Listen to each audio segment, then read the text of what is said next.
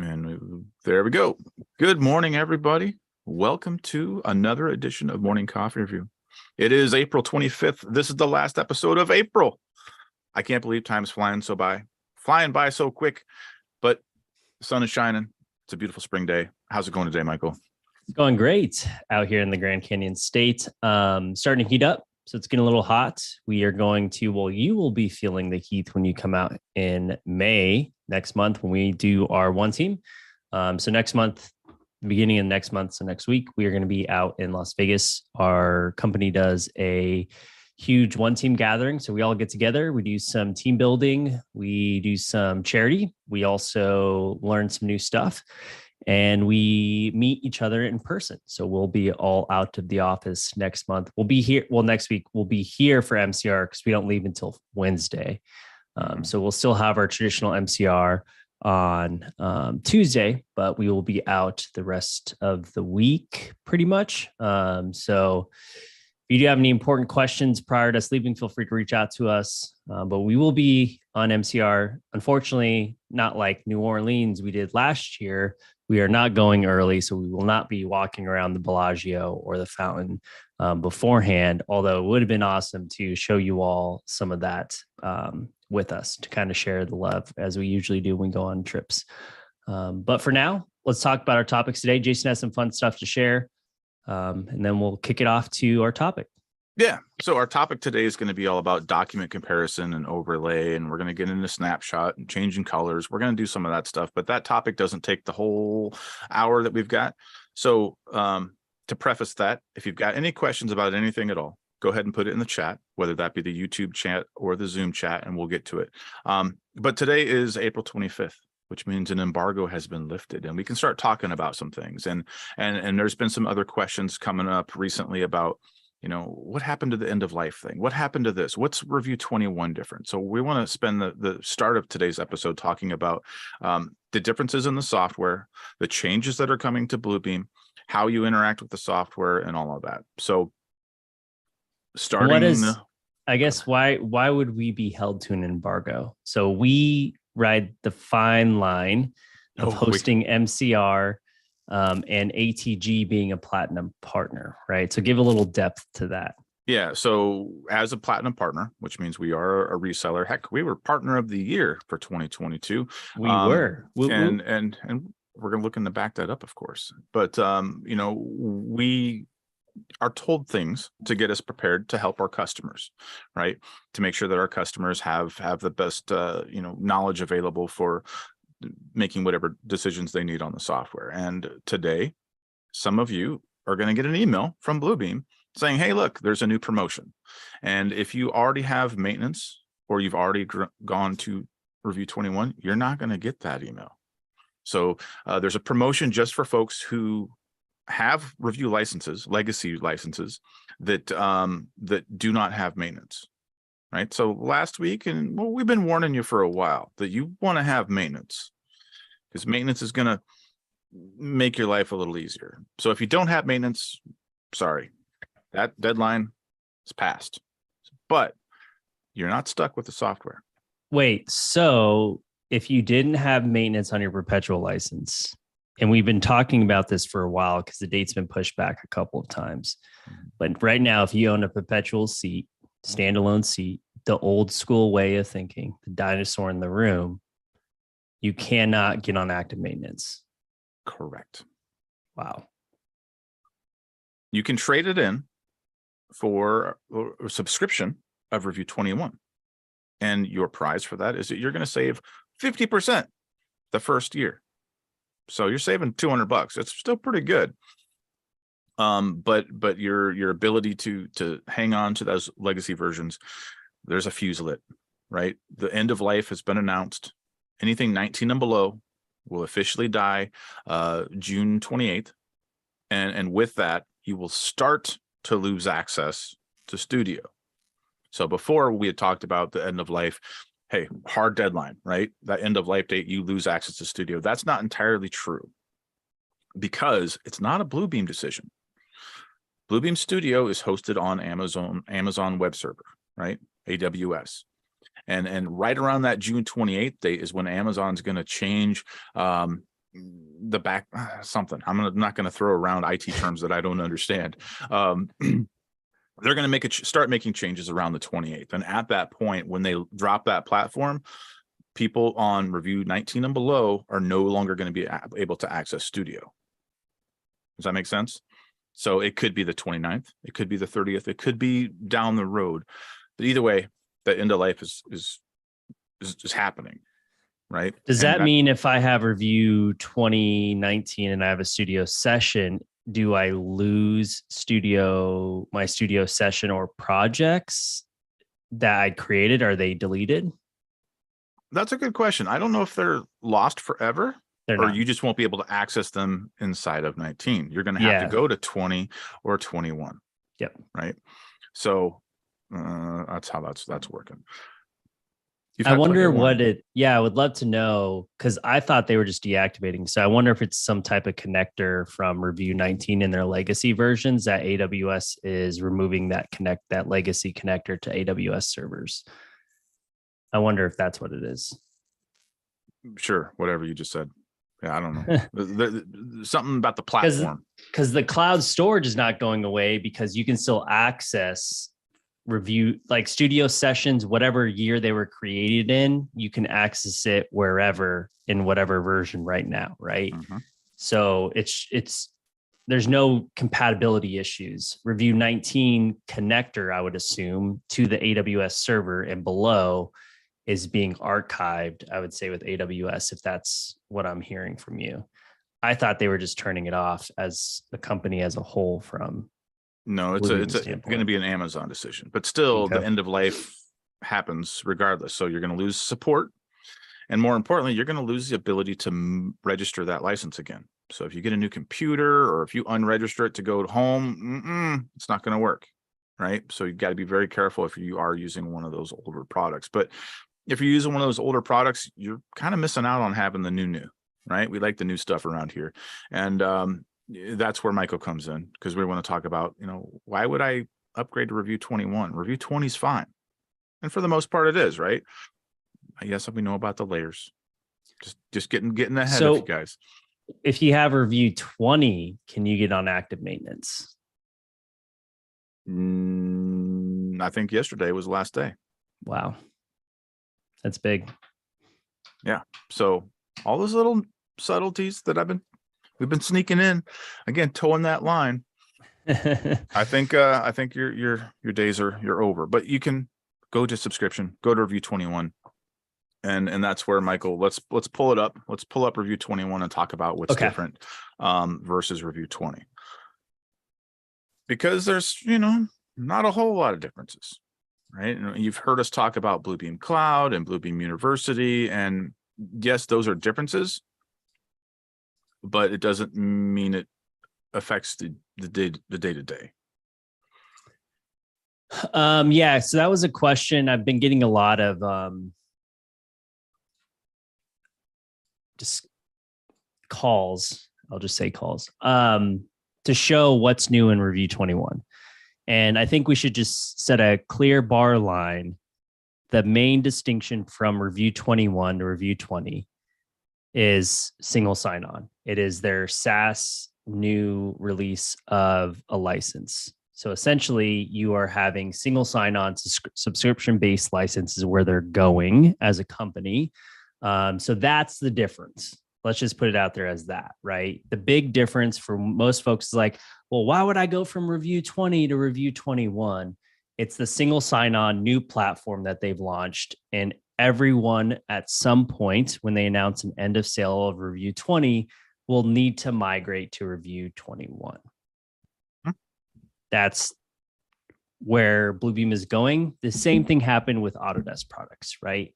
So just being aware of like, well, what is the difference? Why do I need to make the transition? If it is integrated into your workflow as a solution, at some point you will have to go into Revu 21. So that being said, if everyone's like, well, what is the difference?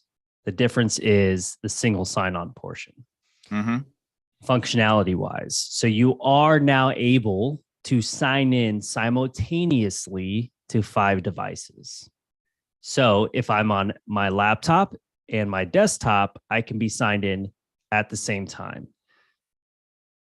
5 devices. So it'd be a Windows-based device for those folks that are wondering, well, what devices? You can also log into cloud. That's the other additional part that you get with Review 21. I guess you don't even say it's Review 21 is what you're purchasing. It is a subscription to Bluebeam software, because you get Review 21 and you get Bluebeam Cloud, and you get access to Bluebeam University, which is their training videos online. And instructor led. So there's some good stuff there. But yeah, the biggest difference, the 5 simultaneous logins, because we get so many calls like, man, I forgot to log out of my work computer. I'm going to be home with a sick kid for a week. How can I access Review?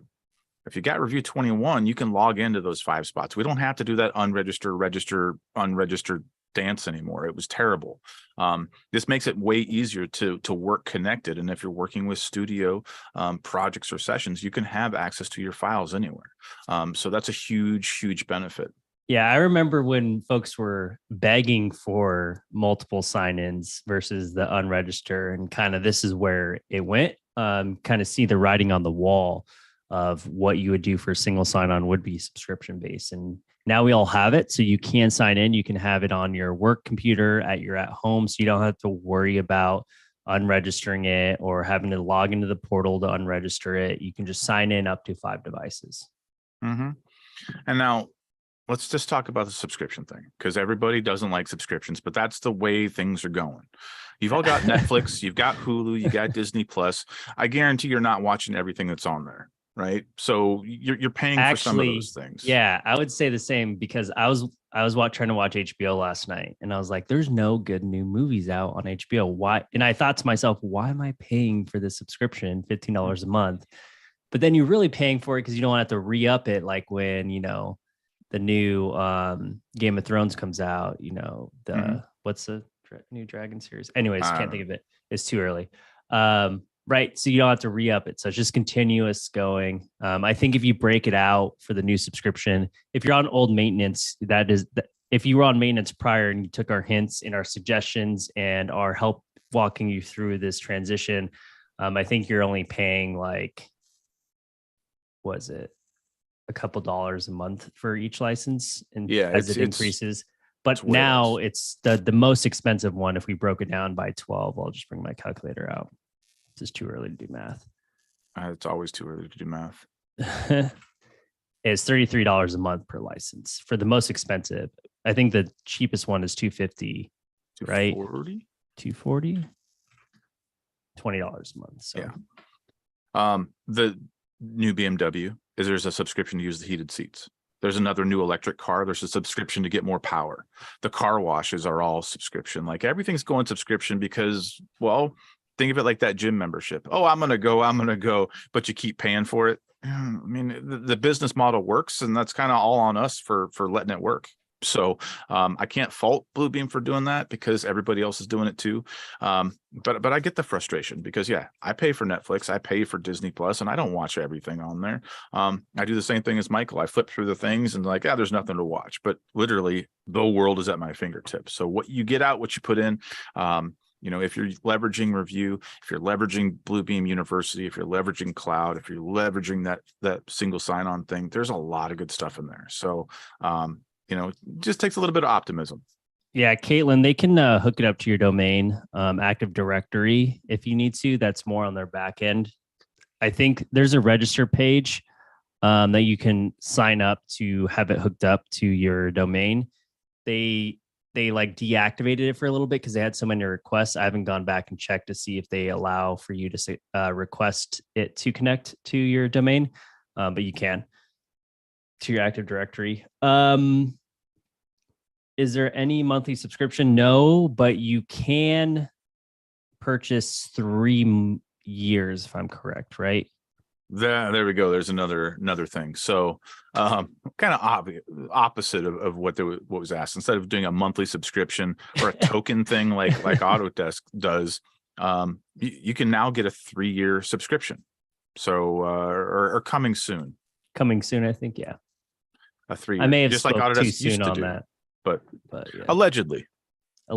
That's I should have led with that. Yeah, allegedly that might be coming. So again, we don't talk about discounts or prices or anything like that. We just try to give you guys you know, a heads up of what's going on. I know some of you are in the IT world and looking at that. And yeah, that look up BMW heated seat subscription. It's a real thing. Is it Same thing. really? My wife's Toyota, or my wife's Subaru. It has remote start, but you can't use the remote start unless you have the app on your phone, which is $100 a year. So I have to subscribe to use a feature that's built into the car, and that's stupid. As much as I love Subaru, don't. I had no idea. It's not like part of the key fob. Nope. It's part of the app. So same thing. Toyota's doing the same thing.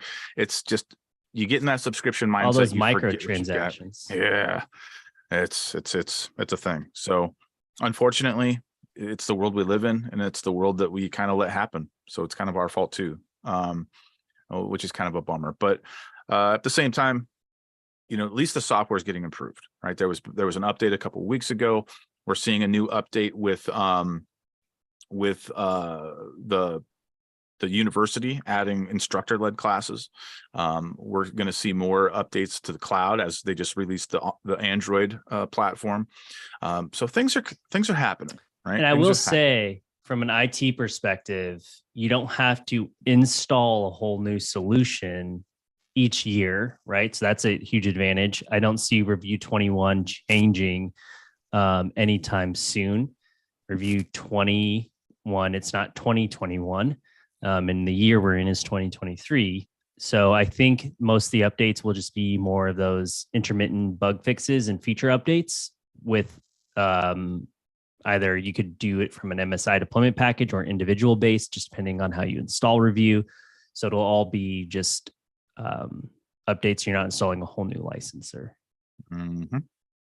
Exactly. And David, yes, you can totally unsubscribe from the auto start and stop. All cars have an ability to turn that off. It's just kind of buried.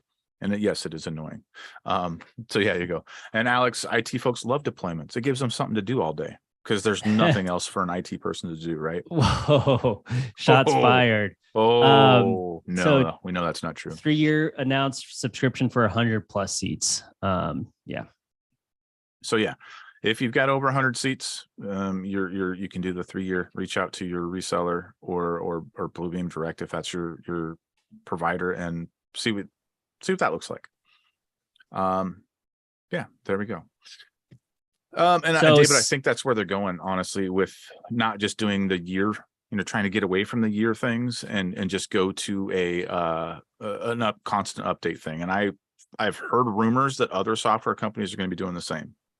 Right, where here you're paying subscription, you're just going to get an update when it's ready. We're not going to do 2020, 2021, 2025, whatever. How much would we love not having to reinstall whole new solutions? I mean, that's amazing. I don't have to uninstall the old one, reinstall the new one, worry about things going away with the new install compared to the old install, having to save out my profiles, my tool sets just in case. It's all one install. And Liz, I might be incorrect, but if it's a car that you can't turn that off, it's not a car to me. So therefore it's dead. Stupid. What are you talking about? Cars that can't turn off the auto start and stop. I'm a car guy, so you're gonna get me in. You're gonna get me all riled up. The engine. Yeah, how it's like saving gas. Oh yeah. And for those of you with a Ford EcoBoost, I feel bad for you, because those starters are buried inside the engine and you're going to keep wearing them out if you use them 20 times a day. Anyway, it's a whole other story. See? Squirrel? Yeah. I mean, I have a hybrid, so I'm all good there. But as we go through and talk about the subscription, so as you look up to the top right, this will be your sign in. This will tell you what type of license you have, so you can hover over it. This is me being in Review 21. If you are on active maintenance and you decide to roll into Review 21, you do accept the new subscription model. You can still run Review 20 and 21 side by side to do a little testing. They do not immediately deactivate your Review 20, but they do suggest you to move into Review 21 as soon as possible, everybody. But you do get a little bit of time to do a transitional period.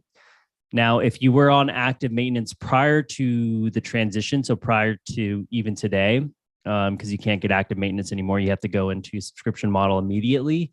if you have an old perpetual license, and that's Revu 20 and all the way down. If you do decide to roll into the new subscription model, you will be in Revu 20 anyways. But for those all, so I guess that's a question. If I have Revu 20 and below, and I want to do this trade up program and get 50% off my first year of subscription, are those folks still going into the complete tier, or are they going into the match tier? I believe it's complete. Okay. So if you are trading up, you're going into the complete tier and getting half off. And then I'm assuming next year you could decide to roll into a lower tier if you'd want to, because there's basic, core, complete for their new subscription model. And at some point, we will finally not have to talk about standard, CAD, or extreme, which is their old perpetual license structure. But be aware, they did change a lot of things. I was doing training the other day for a firm, and they purchased basic. And there's a lot of functionalities from an AEC perspective, not an admin perspective, because they gave a lot of things to the admin perspective. From an AEC perspective, though, for measurements, quantities, even creating custom statuses is not part of basic anymore. Also, studio sessions got limited from a free perspective and also a basic perspective. So you can't create a studio project or a studio sessions from the basic tier. So just so we're all aware, I would definitely suggest going through and looking at the pricing model on Bluebeam's website. It does list all those. And there is a website link for what you can do from the free version of Studio, because it is limited. I was wrong. You can choose whichever level you want. So I'm reading off of another document. So you got Bluebeam Core is the most popular plan. It's like Legacy Standard and Legacy CAD editions with some key differences. We recommend Core if you rely on perimeter measurements for takeoffs and other essential measurement and markup capabilities. Bluebeam Complete is for those with more advanced needs, such as advanced markup capabilities, quantity link, and batch link automations. It's most like the Legacy Extreme product. And then Bluebeam Basic, which is the lowest, most affordable model, is designed for those who need to view and manage the same files, but only need simple markups and measurements. Please note that the new Basics plan does not have all of the features that were in Revu Standard. So when you can trade up, you're going to trade up to any version that you want and go from there. Now, there is something on here that I'm seeing that might shock you a little bit. So that trade-in version that we're talking about, if you've got an old version of 14, if you've got an old version of 15, if you've got an old version of push button PDF, so who remembers that? If you've got one of those old licenses kicking around somewhere, you can trade that in. So check your shelves. You might save some money. There you go. Yeah, but all you can do is trade in now. So as we tried to inform everyone here on our traditional fashion of MCR, of transitioning before this week or before the day, I think it was like 23rd, you can only trade up. I think that's even what they called it, right? Is it trading up? Something like that. I don't know. I think we come up with the better terms. Maybe we, or as a collective team, because DJ CJ is here, as a marketing ingenious ideas like super mega ultra. But anyways, so as you go through, you're able to sign in from the top right here. It'll be a single install. Essentially, you want to install Revu everywhere as a reader, and then you'll sign in. Now, the other additional part is Bluebeam Cloud and the functionalities for Bluebeam Cloud. There are a ton of videos on our YouTube channel that you can go through and check out, and also a white paper on how to use Bluebeam Cloud. That is their new flagship solution for the field. So that has been released as well. That is a single sign-on too. It is also an application for your Android and your Apple device. I would say collectively haven't tested the Android because, yeah, I'm right, because you're now an Apple user too. So we haven't tested the Android app. However, Liz did do a great spreadsheet on Morning Coffee Review LinkedIn forums page. If you want to go check that out, it's on there. If you're not part of it, join it. She did a great, excellent kind of checklist of what's on the Android app, what's on the web browser, and what's on the iPhone, and what you can do in any of those three. So thank you for taking the time to do that. And it's very revealing on what is the different features. There are no features on the Android app. It's just Bluebeam Drawings, which Bluebeam Drawings is technically dead. But next, let me get my calendar ready here. May 9th, we're going to go revisit the iPad, and we're going to take a look at some things. And I think my son has an older Android tablet. I'm going to see if I can get that going on there. But in the meantime, go to our LinkedIn group, Morning Coffee Review. Find Liz's post because they're all filled with gold, and this one's got a big old spreadsheet chart on it. That'll help you. And then let's segue. Yeah, we're reviewing the iPad in May. I think that's all the questions before we hop into today's topic. And sorry for those folks that are new that are looking for the topic at any point, you can reel us back in by using the chat or the YouTube chat as well to reel us back in and ask us questions of like, get back to the topic, please. I came here just to talk about and see you all do the overlay pages and how you can compare. So I'll stop my share. Jason said he was going to go through and share this. Unless I caught him off guard, I can do it. Other one. All right. So a couple things going on today. We're going to be looking at a few different ways to compare documents. Now, in full disclosure, I'm totally going to make fun of architects here because that's just what I do. So deal with it. Fine. Just deal with it. That's how that's going to work. I don't think Matt's here. He's busy. He's got other fun things going on. All right. So what we're going to do first is there are a couple ways that you can compare documents inside of Review. I'm just going to open up a random file here just to make my stuff work. And if I go to document, I'm going to come over here and I'm going to start with compare documents. Right. So there's two different ways that Review has built in to have you compare things. What changed since the last version? And this is where the architect, sort of poking fun comes in, because as someone who's worked in the civil industry for over 20 years and worked on so many different site plans and worked with so many different architects, I've been there when they send you a new site plan on Friday afternoon. Oh, we just changed one thing. It's no big deal. Just go ahead and, fix your connections. I mean, yeah, there's nothing to worry about. We all know that's not true, right? You probably changed more than that one thing. And what I've done here is I've got, and I apologize if you guys have seen this before, but it's kind of my go-to. I've got a floor plan before and a floor plan after. And what I'm going to have Review do is create another document based upon the differences of those. And it's going to highlight those differences for me. Now, I know that these are going to be on the same page size. I know they're the same scale. If they're not, I can select a window and I can do a manual alignment, right? If I have the same building corners or the same, reference points, I can do that, but I know it's not necessary with the files I've chosen. I find the pick points to be one of the hardest things to do, but I think they need to reinvestigate how they can do these, or there's just the easy snapshot way, but we'll digress and keep going. So that's just my little gripe. Yeah, I think it's a practice thing. Yeah, it can be tricky. So yeah, I'm going to have it compare these two. We're going to do a split screen synchronize automatically. And we're just going to hit OK. Now, there are some advanced settings in here. I never mess with these. I've never really had a need to.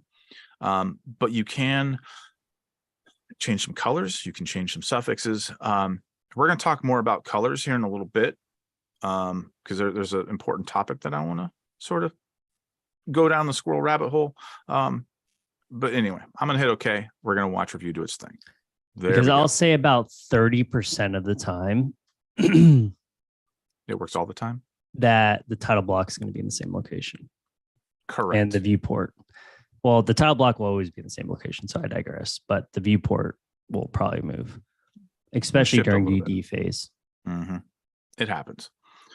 So what happened there was I hit OK, and since I had enabled that split screen synchronization. So if you haven't used that before, it's here under View, Synchronize Document, and you can also split horizontal or vertical. So depending on how you split your viewports or split your screen, you can synchronize that so that when I zoom in on one, it zooms in on the other. Ooh.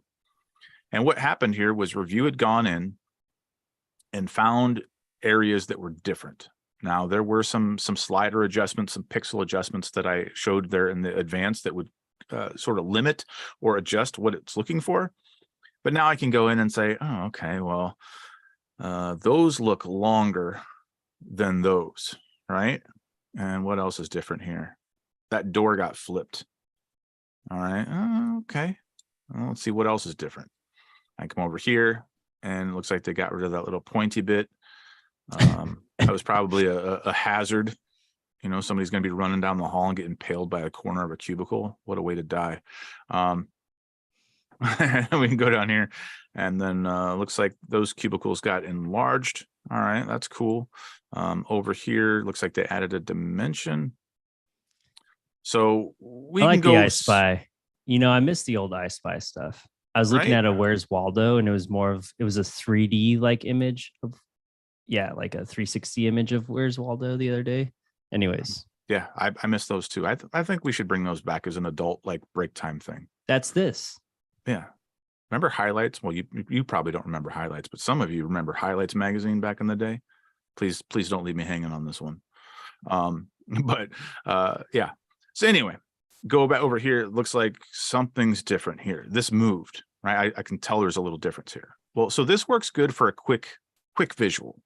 I can tell that there are differences, but what I cannot do is figure out, well, how much different or how far did that cubicle move, right? How far did this little room over here move? You know, are the dimensions the same? I don't have that capability. So you're going to use this tool, Document Compare, when you want to have things highlighted. Now with this, what can we do with those highlights? If we go to the markups list, you're going to see that they automatically get put in there as a difference. So with these differences, I can go in, I can add a reply. I can add a status. You know, I can add more detail to that so someone understands exactly what's going on, right? So a better way to coordinate, don't just give somebody this. If you have a question like, hey, how much did this move? You know, you can use that to coordinate and send that back to the architect or whomever sent you some revised plans, right? So kind of neat. Now I'm going to take these same files and I'm going to overlay them, right? So I'm going to go up here, document overlay. So there's two different commands. There was compare, which is just, and Brian Haley put a good comment there. He was saying document compares shows you where the things are different, where overlay documents shows you what is different. Correct. And I hid my Zoom controls and I lost my chat window. So, that's fine. I'm monitoring it. They're okay. just typical back and forth, which is great. All right, let's go find my files. Anything important, I'll point out to you. So same files I'm going to use here, and this worked out well. So Brian and I were actually talking about this earlier this week because I wanted to show something. I've already got that queued up as well, but so I'm going to add my after as well. And before I do explain what again, Danny?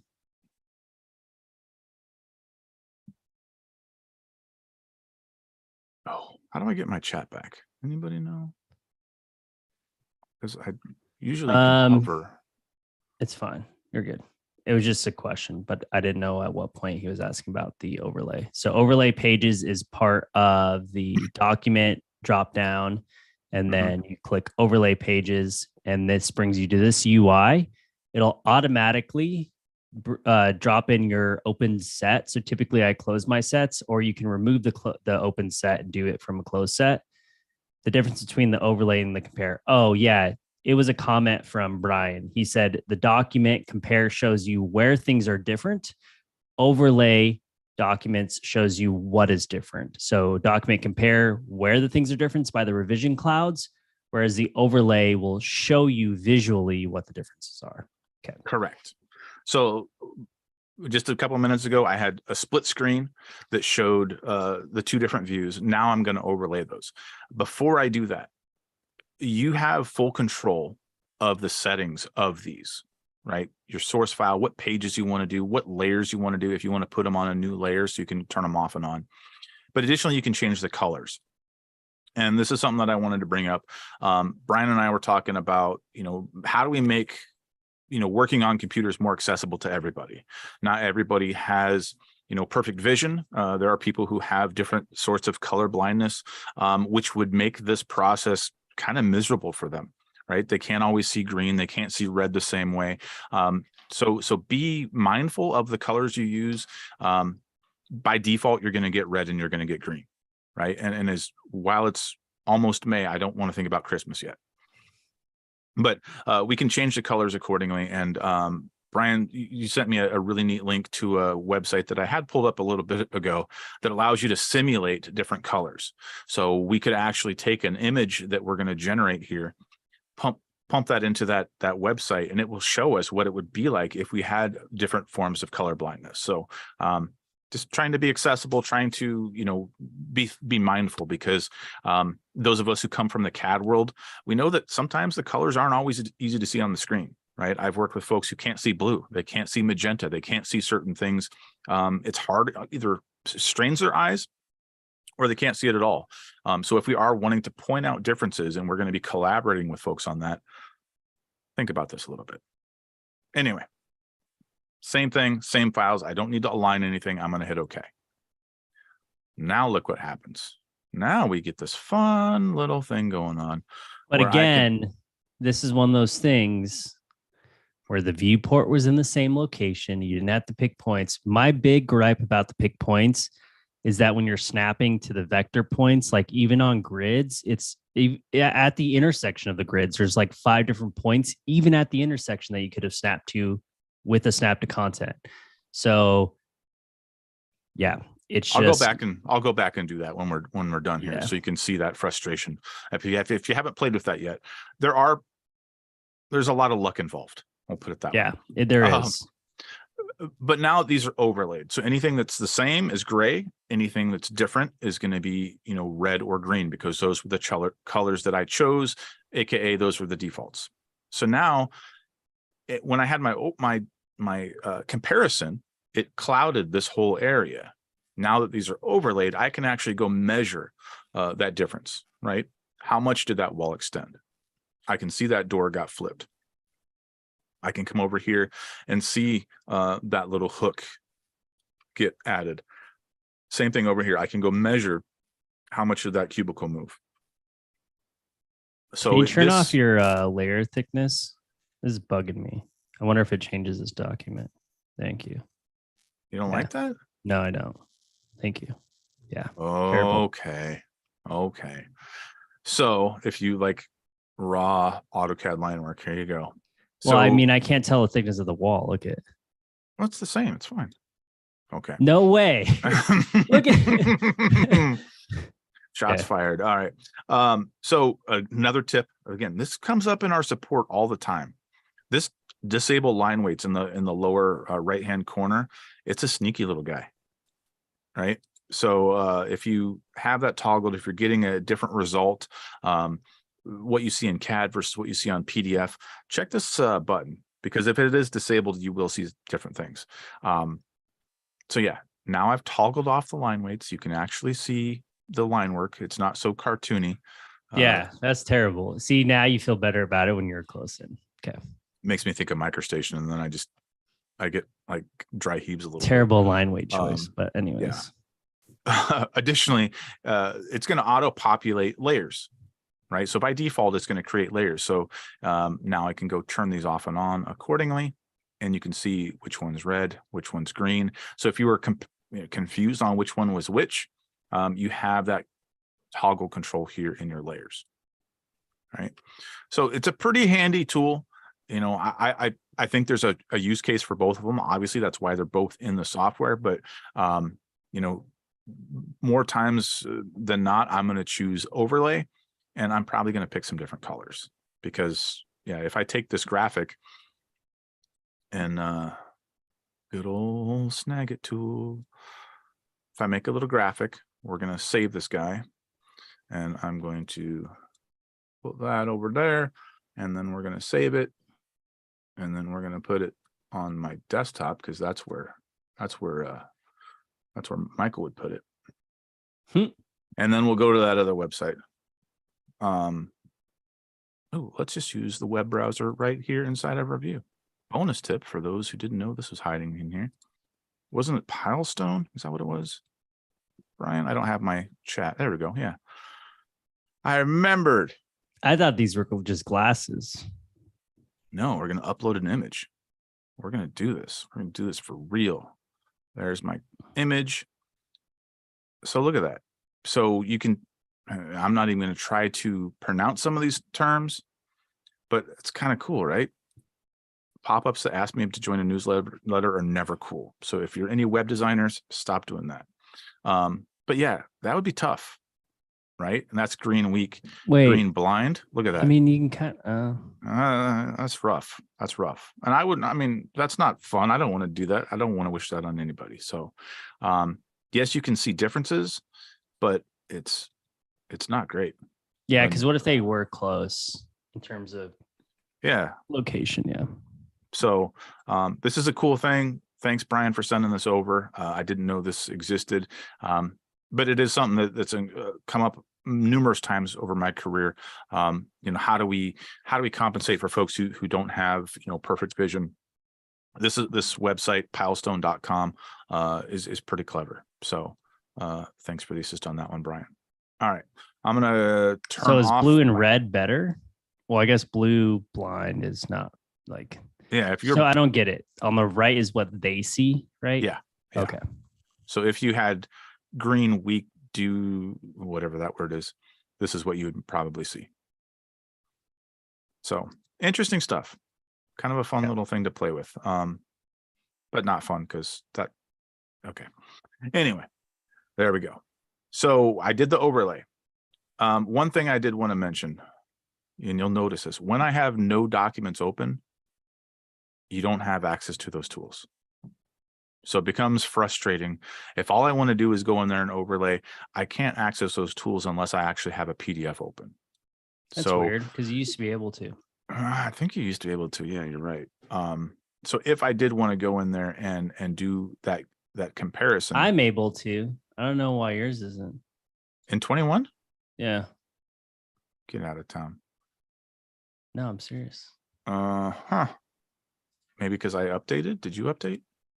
Are you on 21.0.3? Update, no. Oh. Interesting. I tend to always hit don't update. Yeah, I'm not on the newest one. I've never noticed this before. Legion of the Bounty Castle. Somebody needs to explain that to me because I think there's probably some interesting. Anyway, squirrel. It's fine. We warned you. We warned you. So let's go in here. I'm going to go in and go to my overlay pages now. And I'm going to choose my after. Since I already have my before open, I can just choose my after now and I don't have to do them separately. But this time I'm going to go do that. And I'm going to ignore my own advice and leave the same colors. But this time I'm going to align points. If you haven't seen this workflow, it's interesting. I'll leave it at that. I will probably screw this up because I don't use this tool very often. So let's go. Align points. Please choose 3 points on the documents for manual alignment. For best results, choose points near corners of the document and also make sure to choose points in the same order. Leave this up because if you don't use this tool very often, it's going to be confusing. But thankfully, it will number things for you. So we want to go wide. Let's go out to the corner. Now, since we can snap, we can do that. See, 1, 2, and 3.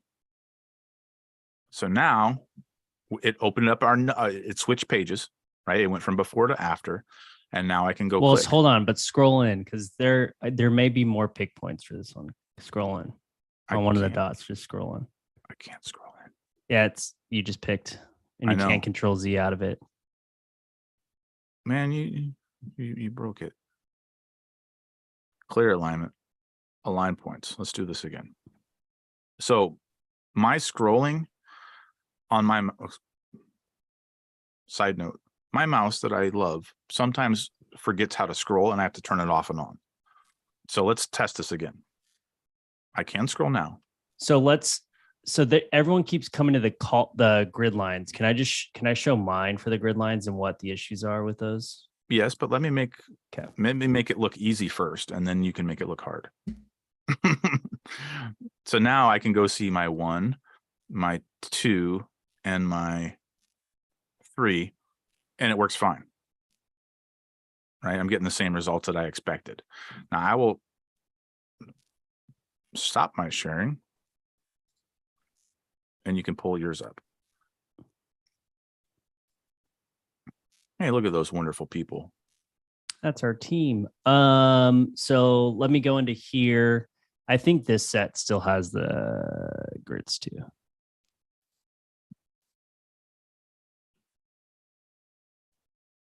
If it wants to load.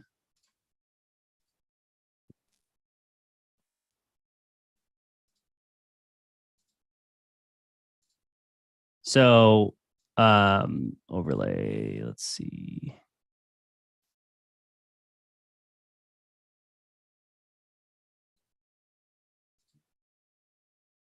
Revisions, yeah.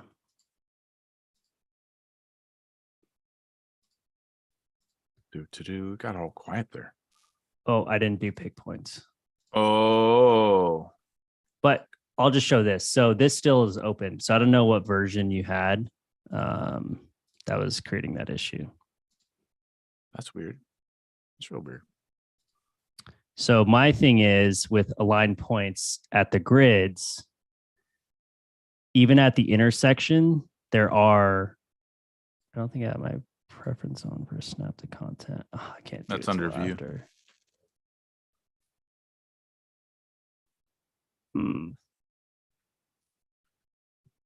Okay, it exited out. Weird. Let me go to preferences and snap.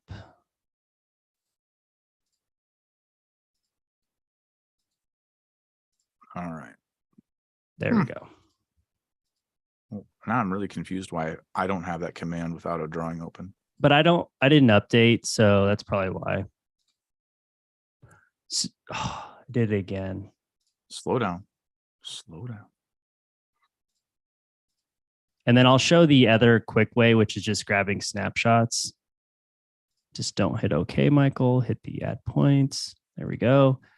So when you're going in and snapping to the content, I'm at the intersection and there's a bunch of different points to snap from versus a single point at an intersection. So this is why you don't want to use grid points, but sometimes that's all you have. And even if I do line weights, there's still a couple of points. So even if I grab this, we'll grab the next one over. Grab the next one over. Coming into this doc, and these typically wouldn't align to the next doc, right? So this is the next PDF to align to. Typically, you would have 1, 2, 3, and these same exact points would be down to the right or up somewhere, right? But coming back, like looking at these, am I snapping to the actual intersection here, or am I not? So the snap points are a little bit funky for even the grid lines. And you just hope that the software was good enough to align points. Yeah. So if you've got drawings that are different scale, different rotation, it can be tricky. Be hyper vigilant about that, and hopefully try, something with a crisper corner and not use a grid line. And if you doesn't turn out the way you like it, double check it, because you don't want to end up with, something that's completely wrong. So, yes. So the best, and don't do 3 points in a row. Always go as far as you can, and width and length. Yeah, I was just doing it quick. But so the other way, which most folks would want to do versus this very peculiar way of creating a clickable add-in, is kind of what this essentially would be, like a macro, just to have you manually do it, would be to just go through and open up the PDF. You can do a side-by-side, right? You don't need to have them both open. You can just have the original one. And what you're able to go through and do is you're able to just grab this from G, which is the hotkey of snapshot. So you have the view, and then you have the ability to go through, edit snapshot, which is G for the hotkey for this one, and grab an area that you want. And then you can go to your revised sets, and then you can hit Control. So you can do Control Shift V for the same spot. But again, we all know viewports move. But if they don't, you'll be lucky enough to have it auto paste directly on top of the other one. And it automatically selects. So I did a Control Shift V to paste it in place. And this was a hot tip from you all last time we did this. But now what I can go through and do is I can go and change the color of this by, well, I'll do a screen and then change a color. So I apologize, wrong thing. So screen, and then you can go and right click and change the colors to colorize. I guess it's not screen. So maybe you do multiply. There we go. Liz likes darken. There's darken. Yeah. And then we've gone through the different blend modes before. It's been a while. Interesting topic. For those of you who use Photoshop, probably know that stuff way better. But this is a good trick as well, because notice what Michael did is he only overlaid a certain area of the drawing. So this is the way, probably the only way to do the whole drawing, or a portion of the drawing.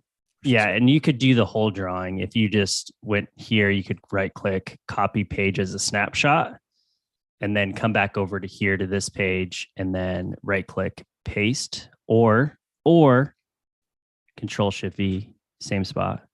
And then from here, you can right click on it, change colors, colorize, and then change it to whatever fancies you.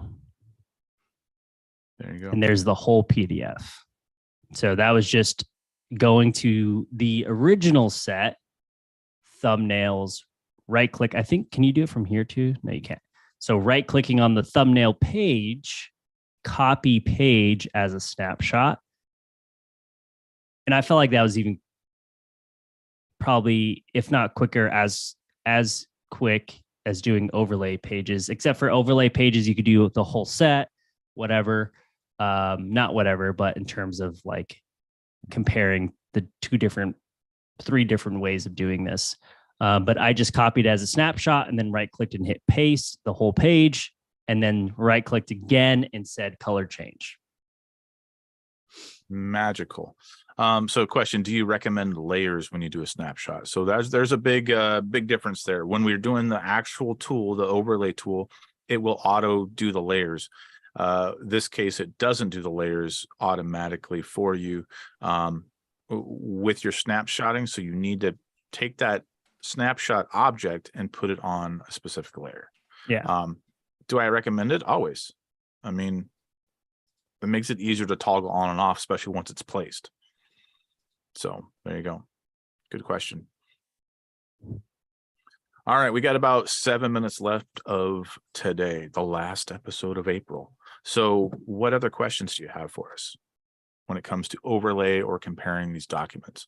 We showed you the overlay pages where Revu went in and identified on its own by putting revision clouds around things that it found to be different. Then we did the overlay and we adjusted the colors so that everything that stayed the same was black or gray. Everything that was different was in their respective color. And then lastly, Michael showed you how to use the snapshot tool and change colors there to highlight the differences.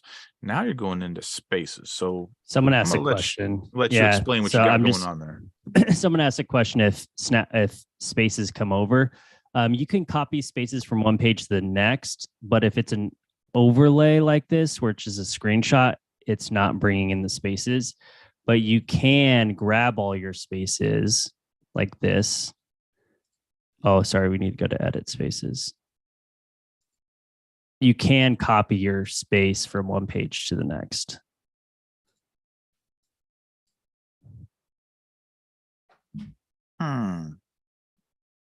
And then Ken, you got a question. I've had overlaid bubbles where the entire drawing was there, but there weren't that many changes. What's driving that? Sometimes that can happen if your scales are off a little bit, or the alignment of the title block or the viewports are off. Or that can happen if you have a raster-based PDF as well. I've seen that happen. I just, again, the pains that come with overlay pages and document compare, if you are not in control of the design set, which typically you're not when you're trying to see the differences, the viewports can move, complicates the AI of going through and running those two alignments. So my strong suggestion would be the screenshot paste. Because with this, right, if I'm on this page, all I need to do is grab this. And if it moved, it's a lot easier to go through and click this and drag it where you need to, right? So kind of a recommendation there. But again, we give you all the information at your hands and you get to decide your workflow, not me.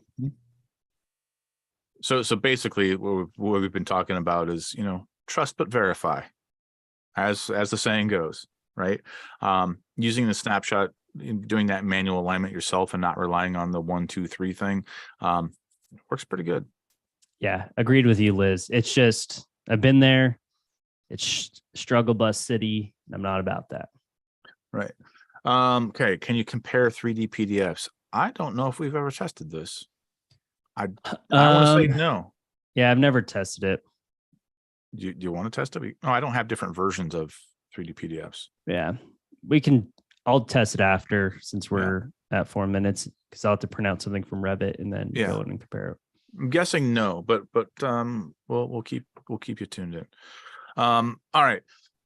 So today, after today's episode, I'm going to be working on getting our episode list for the next 2 months. So May and June fired up. So if you've got any recommendations, suggestions, hey, if you want to help co-host one and help us walk through a workflow, by all means, raise your hand, let us know, send us a chat. We'll be happy to get you on here. We're about the community all over here. So the tablet version is coming May 9th. That's the only episode that I've already got locked down, because that's coming up a lot, especially going back on our original topic today. Moving to subscription, moving to 21. What does that do to the iPad version? The iPad version is unchanged and it's still alive. They're not going to discontinue it.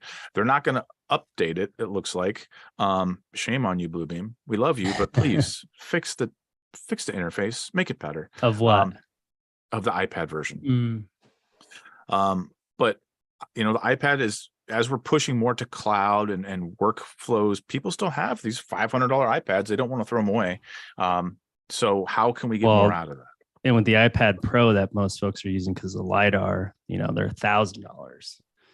Lordy. I would love to have an upgraded interface that the app isn't crashing either. So the Bluebeam app that you pay Apple for is $10, and it crashes when you're in the field too. So, and it's a 1.6 star app. So don't get your hopes up too much. And it's also like Michael said, it's $10, not $400. Yeah.